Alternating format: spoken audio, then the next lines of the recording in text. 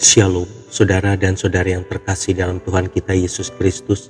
Marilah kita luangkan waktu beberapa menit untuk berkencan dengan Tuhan saat ini, agar dari hari ke hari kita semakin dekat dengan Tuhan, sehingga hidup kita semakin diberkati dan menjadi berkat. Pembacaan dari kitab 1 Raja-Raja, bab 12 ayat 8. Tetapi ia mengabaikan nasihat yang diberikan para tua-tua itu. Lalu ia meminta nasihat kepada orang-orang muda yang sebaya dengan dia dan yang mendampinginya. Demikianlah sabda Tuhan, syukur kepada Allah. Saudara dan saudari yang terkasih dalam Tuhan kita Yesus Kristus, pernahkah kita mendengar kalimat seperti ini? Nah kan kejadian juga, saya sudah menasihati sebelumnya, tetapi kamu mengabaikannya. Biasanya kalimat seperti ini muncul ketika orang tua menasihati anaknya yang mengalami suatu kejadian yang tidak mengenakan. Tetapi tidak jarang perkataan tersebut juga dikatakan kepada orang dewasa yang dinasihati oleh teman atau atasannya. Mungkin tadinya orang yang dinasihati tersebut berpikir bahwa dia yang paling tahu akan segalanya, sehingga tidak membutuhkan bantuan atau nasihat dari orang lain. Saudara dan saudari yang terkasih dalam Tuhan kita Yesus Kristus, itulah yang dialami oleh Rehabeam. Ia menggantikan posisi ayahnya sebagai raja bangsa Israel setelah Salomo dimakamkan di kota Daud. Rakyatnya menginginkan keringanan tanggungan yang dibebankan kepada mereka selama masa pemerintahan Salomo, raja sebelumnya, yang sekaligus adalah ayah dari Rehabeam sendiri. Memang Rehabeam meminta nasihat kepada para tua-tua bangsa yang biasa mendampingi Salomo semasa hidupnya. Namun setelah ia menerima nasihat tersebut, ia mengabaikannya. Ia bersikap acuh terhadap tua-tua bangsa yang pernah mendampingi Salomo. Rehabeam mengabaikan nasihat para tua-tua bangsa itu.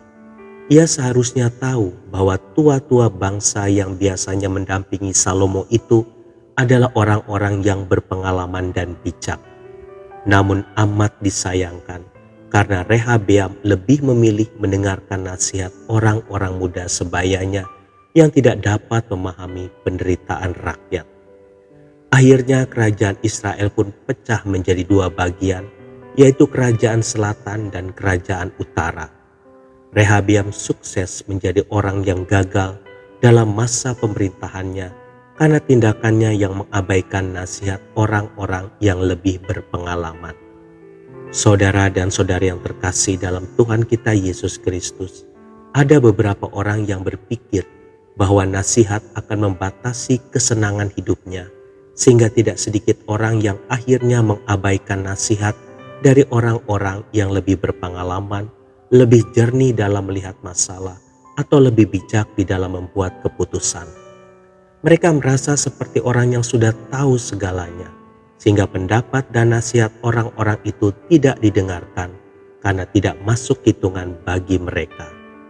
Tidak jarang pula penderitaan atau petaka akhirnya terjadi dalam hidup mereka. Memang penyesalan hidup selalu datang terlambat. Kira-kira itulah yang dialami oleh orang yang selalu mengabaikan nasihat yang baik, seperti halnya Rehabeam. Bila kita ingin sukses menjadi orang yang gagal, abaikanlah setiap nasihat yang diberikan kepada kita. Ikutilah nasihat yang hanya mengedepankan kedagingan dan keinginan kita saja. Bila tidak, ikutilah nasihat yang benar. Tuhan Yesus memberkati. Marilah kita berdoa dalam nama Bapa dan Putra dan Roh Kudus. Amin. Tuhan Yesus, ajarilah aku supaya dapat belajar rendah hati untuk mendengarkan setiap nasihat yang diberikan kepadaku. Amin. Dalam nama Bapa dan Putra dan Roh Kudus. Amin.